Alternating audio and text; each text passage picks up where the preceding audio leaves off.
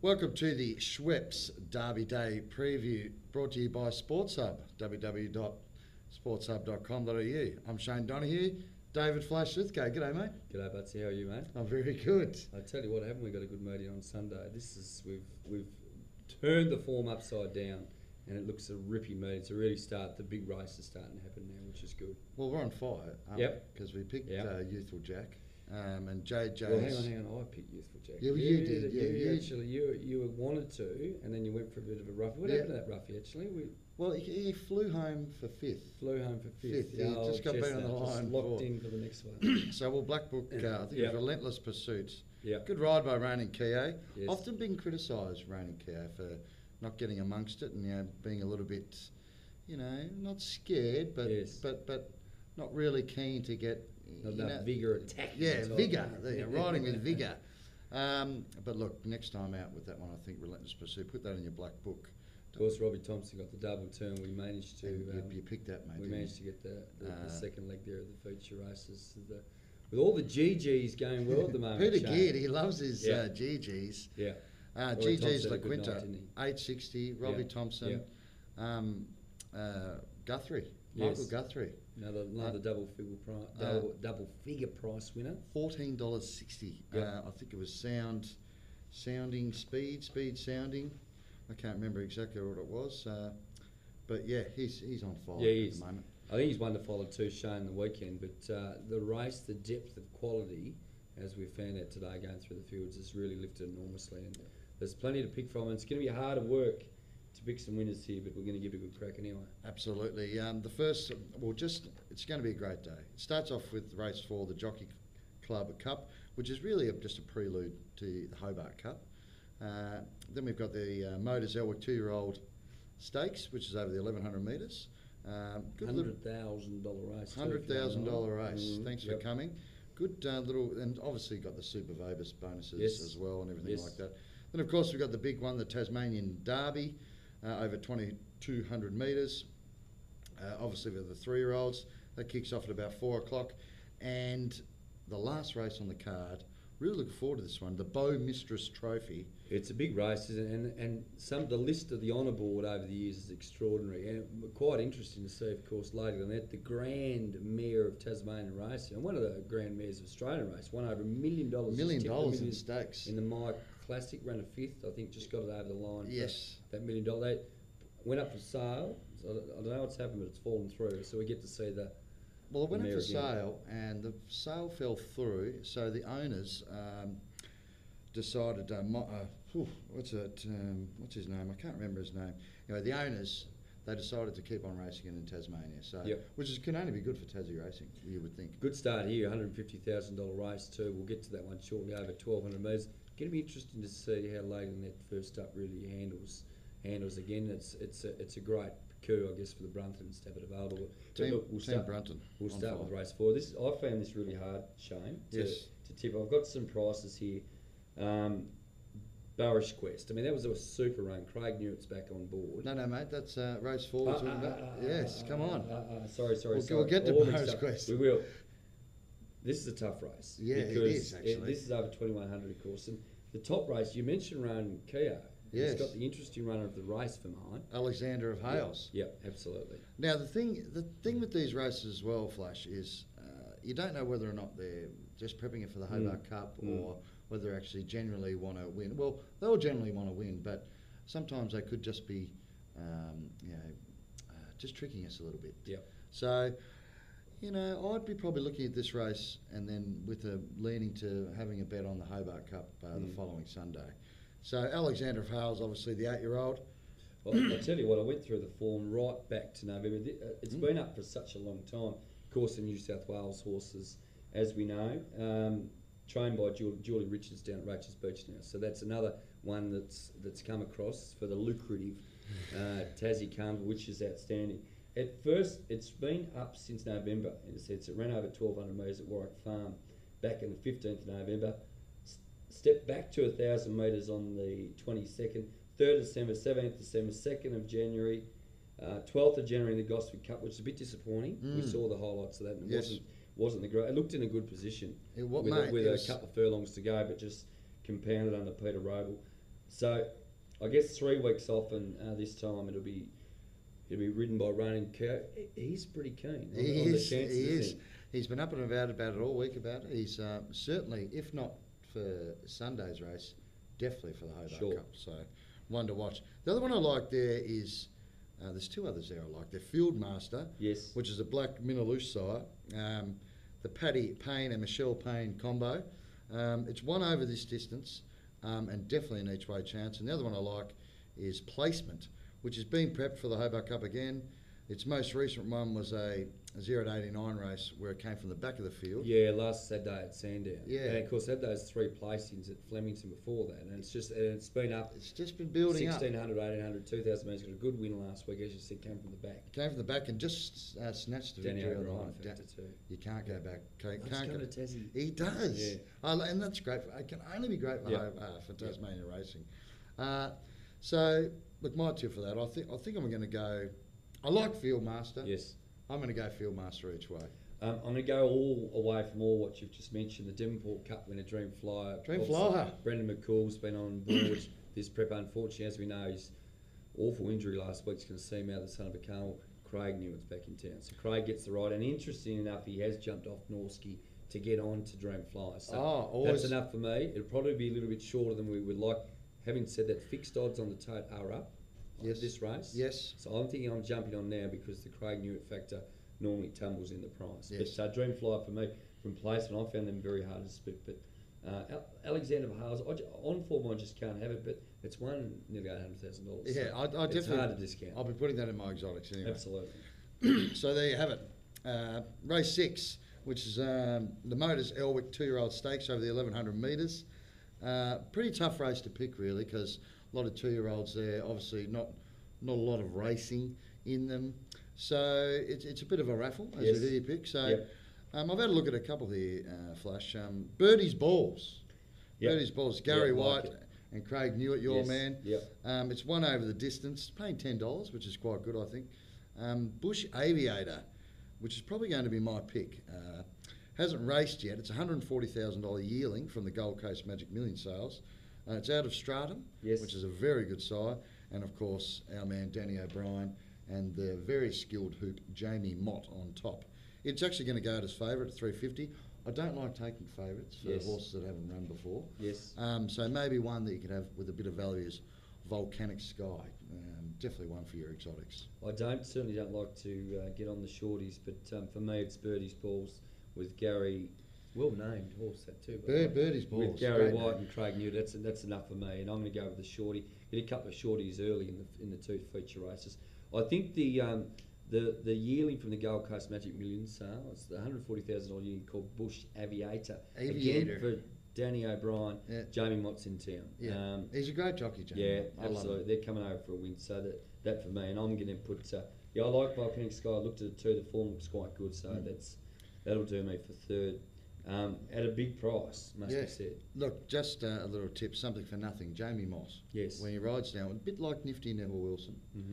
Jamie Mott, anything down towards Warrnambool or around that area, Country Victoria? I'm surprised you're not Nifty Neville Wilson's celebrity ringleader. You love Nifty, don't Nifty you? Neville, he's great. He's been out injured, but apparently he's really keen to get back into it. So, it was 62, I think, Nifty, is he? Yeah, and he's rode about 62,000 winners as well. Absolutely. Jamie Mott, Nifty Neville Wilson down there around Warrnambool Country Victoria. Flash, the big one. Yes. The Schweppes Tasmanian Derby over the 2,200 metres. Set weights and penalties. It's a 3-year-old race, obviously, and it's listed. Yes. Wow, it's a good field, isn't it? Yeah, it is, and there's some interesting. Danny O'Brien's got another Savabeel downhill called Charlie, which we're familiar with. The form line isn't outstanding, in fairness. Jamie Mott too. That's the one I like at, I guess, a little bit of value. $13. You'll get double value price.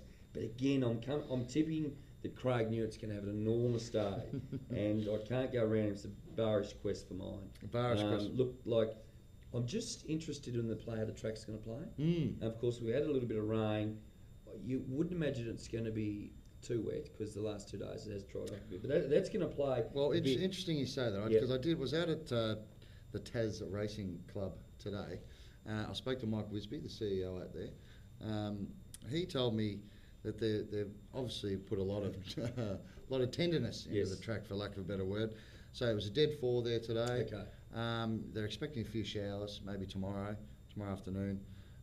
Look, let's hope that they get it right and get that dead 4, because that's what we want. Delicate act, isn't it, trying to get the right amount of juice into it. And I think probably it contributed to Barish Quest winning the Guineas about 10 days ago. Yes. It was a slow 6. Yes. Won well. Caravaggio, the favourite, who came second, came motoring home, incidentally, in that race on a slow 6, and it probably cost it the race. I mean, there was big raps on him. Anthony Friedman horse. If it's a dead 4, I think it'll make up a lot of ground and maybe just pit Barish Quest on the line. But no, undoubtedly, Barish Quest did finish off that race very well. Must make mention of the other horse too that Robert Smurden's brought down, Rollerball. That was an outstanding win at Moonee Valley over the mile. Absolutely. Big raps on him in the main, Rollerball. Yeah, very lightly raced, of course. Only had the 3 starts. 2 wins. Smurden doesn't come down here for nice Volvos. He's coming down here for some O'Reilly sire as well. Always good down here on our tracks. Well, too, and you know the O'Reilly sire, it's going to take any juice in the track well. So it's another one you cannot leave out. Gee, it's a tough race. It always is the Tas Derby. Look, another couple of ones there at value. Probably Magnum, which is out of Flying Spur. Probably more suited to the sprints. Yes. But John Thompson and Chris Simons.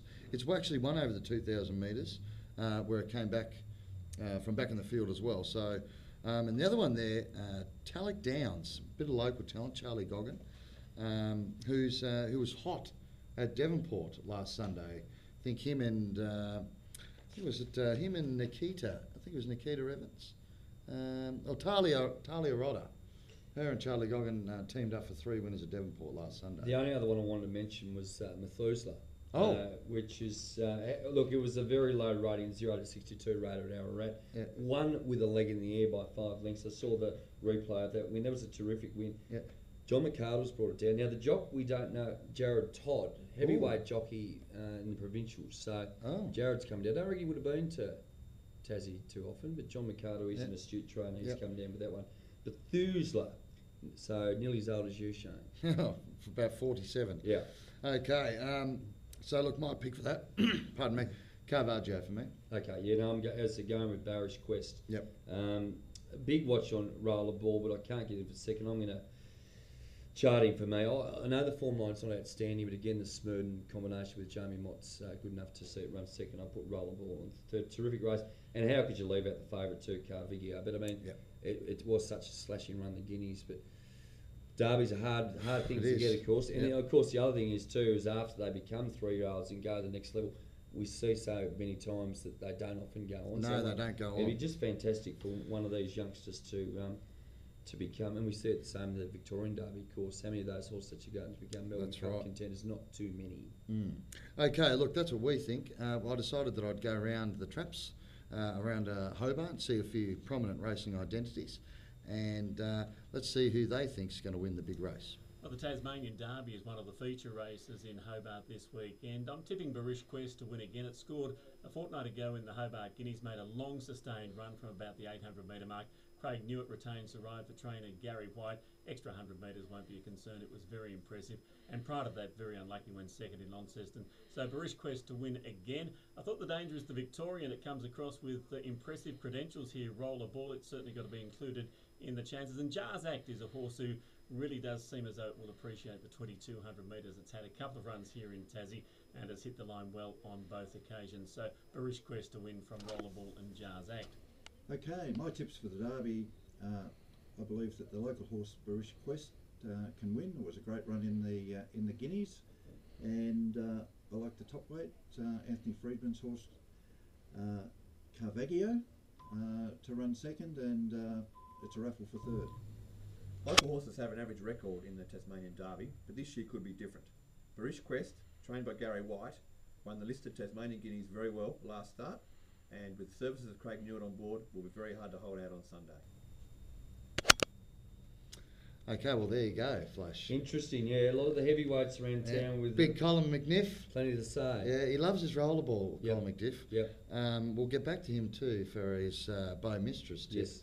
But interesting to see they all like Barish Quest. They do, yeah. So the form line that you're probably going along with, Gary White, the great jockey on top, Yes. and the form coming into the race. Interesting with Craig Newton, he almost calls his own shots to a certain extent, don't he? And he's He well does. supported because He struts around very well, doesn't he? Yeah, he does. He's got that sort of peacock about him, hasn't he? No, I like his form. All right. Now, the other big race on the card, the Bow Mistress. I can't wait for this one, Shane. This is a beauty, and as we mentioned before, Lithgow at the top.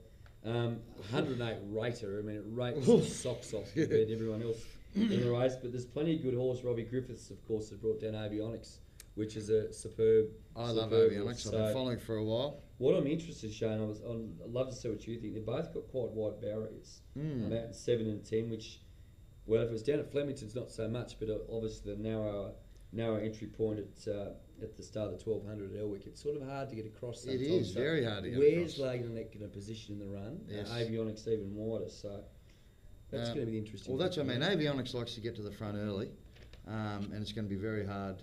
I mean, it won its last start from leading from the front. It was a really good tempo race, led from the front, and then motored home really well. So it's got that good leading speed and then that finishing off speed, which is very important for those types of horses. But coming from barrier 10 at Elwick, as you say, yeah, it's going to be tough. So She run well at Caulfield last start. It did. It was a superb win. Yeah. And it's a terrific horse. I mean, we look at the stakes, 300,000. So it's not it hasn't won anything like Lane, and it is a 7-year-old, but it's come back really well this prep, and it's one of those things he just spaces the runs quite nicely, Robbie Griffiths, with this horse. So yeah, it's certainly got to be in there with a chance. Yep.